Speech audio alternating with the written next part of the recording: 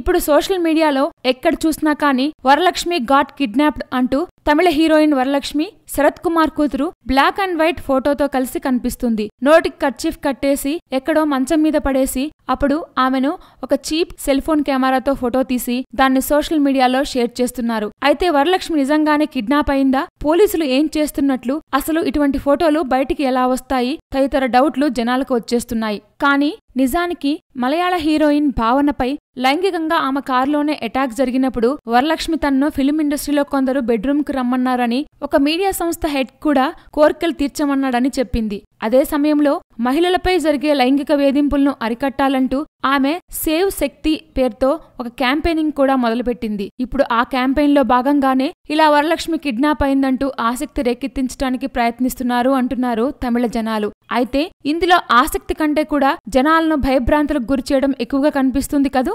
Please subscribe. Hi, it's me Purna. Please subscribe.